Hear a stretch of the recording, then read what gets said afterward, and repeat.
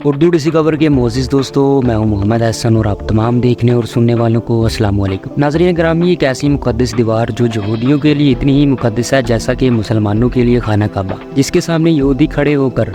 پچھلے 2000 سالوں سے دعا کر رہے ہیں۔ اسی وجہ سے اس دیوار کا نام دیوار گریہ پڑ گیا۔ آخرکار اس دیوار کے اندر ایسا کیا خاص ہے کہ اس کی تاریخ کیا ہے، یہ سب باتیں آج کی اس ویڈیو میں ہم جاننے والے ہیں۔ دیوار گریہ کی تاریخ فلسطین کے موجودہ حالات اور مستقبل میں ہونے والی تیسری بڑی جنگ سے جڑی ہوئی ہے۔ دیوار گریہ دراصل ہیکل سلیمانی کی تباہی میں بچ جانے والی ایک دیوار ہے۔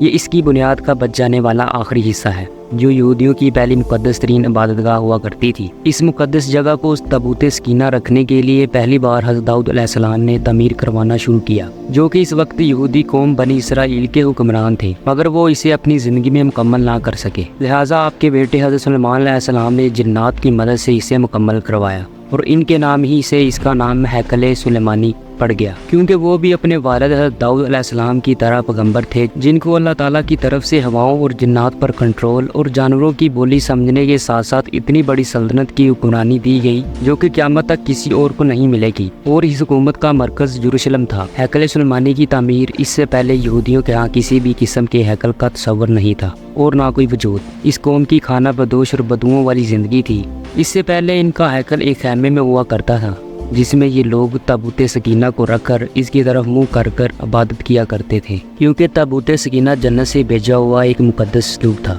جو نبیوں کے بطور وراثت ملتا رہا، یہاں تک کہ حضرت موسیٰ علیہ السلام کے پاس پہنچا تو اس صندوق میں حضرت موسیٰ علیہ السلام کا عصا اور بنی اسرائیل کی طرف بیچے جانے والا من سلوہ اور دوسرے نبیوں کی یادگار چیزیں موجود تھیں، اور یہودی اس تابوت کی برکت سے اس کو سامنے رکھ کر جو بھی دعا کرتے وہ فوراً قبول ہو جاتی۔ مختلف قوموں کے ساتھ جنگوں میں یہ صندوق اس کو اپنے لشکر کے آگے رکھتے، جس کی برکت سے اللہ تعالیٰ ان کو دشمن پر فتح عطا کر دیتا تھا۔ اسی صندوق کے لیے حضرت داؤد علیہ السلام نے ہیکل کو تعمیر کرنے کا سوچا، لیکن دوسری بار یہودی قوم کی بدعمالیوں کی وجہ سے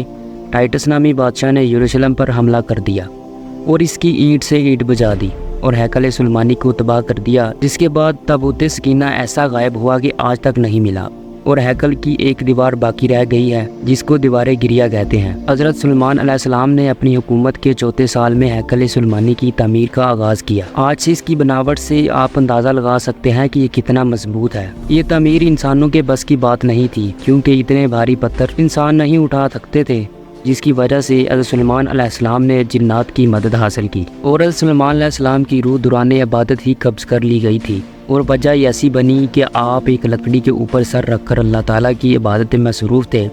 اور اس لکڑی کے سہارے کی وجہ سے ایسا لگ رہا تھا کہ آپ ابھی بھی عبادت میں مصروف ہیں جبکہ آپ کا انتقال ہو چکا تھا۔ یہ ہیکل بہت عالی شان اور وسیع تیار کی گئی تھی۔ حضرت سلیمان علیہ السلام کی وفات کے بعد اس کے اندر 3 حصے کر دیے گئے تھے۔ باہر کے حصے میں عام لوگ عبادت کیا کرتے تھے، اس سے اگلے حصے میں علماء اکرام جو کہ نبیوں کی اولاد میں سے تھے، اور اس کے اگلے حصے کو انتہائی مقدس سمجھا جاتا تھا کیونکہ اس میں تابوت سکینہ رکھا گیا تھا، اسی لیے یہاں کسی کو بھی داخل ہونے کی اجازت نہیں تھی سوائے اس وقت کے عالم اور امام کے۔ اس دوران بنی اسرائیل میں نبی اور پیغمبر آتے رہے، لیکن یہ قوم بد سے بدتر ہوتی رہی، کسی طرح گناہوں کو چھوڑنے کو تیار نہیں تھی۔ ایک طرف اللہ تعالیٰ کی عبادت کیا کرتی تھی اور دوسری طرف اللہ تعالیٰ کے حکم کی نافرمانی کیا کرتی تھی۔ ان کے اس دوگلے پن اور منافقت کی وجہ سے اللہ تعالیٰ کی ذات جلال میں آئی، کیونکہ ان کے پاس بے شمار نبی بھیجے گئے، لیکن یہ قوم سدھرنے کو تیار ہی نہیں تھی، حتیٰ کہ ان کی شکلیں بدلی گئیں، بندر اور سور بنا دیے گئے، طرح طرح کے عذاب دیے گئے، لیکن یہ گناہوں سے باز نہیں آئی۔ سود کے کاروبار شروع کر دیے گئے، جادو سیکھنا اور قتل و غارت اور بے ایمانی میں حد سے بڑھ گئے۔ تب ان پر آخری عذاب یوں برسایا گیا کہ اللہ نے ان کو لاوارث اور در بدر چھوڑنے کا فیصلہ کیا۔ لہٰذا بابل کے بادشاہ بخت نصر نے ایسا حملہ کیا کہ کوئی عمارت صحیح سلامت نہ چھوڑی، ہیکل سلیمانی کو مکمل تباہ و برباد کر دیا اور تابوت سکینہ کو نکالا اور اپنے ساتھ لے گیا۔ اس نے تقریباً 6 لاکھ یہودیوں کو قتل کیا اور 2 لاکھ یہودیوں کو قیدی بنا کر اپنے ساتھ لے گیا۔ شہر سے باہر اس نے ایک یہودی غلاموں کی ایک بستی تعمیر کروائی جس کا نام تل ابیب رکھا گیا۔ 70 سال تک ہیکل سلیمانی صفحہ ہستی سے یوں ہی مٹا رہا، اور دوسری طرف بخت نصر نے تابوت سکینہ کی بے حرمتی کی اور اسے کسی گندی جگہ پر پھینک دیا۔ کہا جاتا ہے کہ اس کی اس حرکت کی وجہ سے اس کے پورے ملک کو سزا ملی۔ اس طرح ایران کے بادشاہ سائرس، جن کو قرآن میں ذوالقرنین کے نام سے بھی پکارا جاتا ہے، وہ شخص جس نے یاجوج ماجوج کے لیے دیوار یا پن تعمیر کیا، انہوں نے بابل کے شہر عراق پر حملہ کر دیا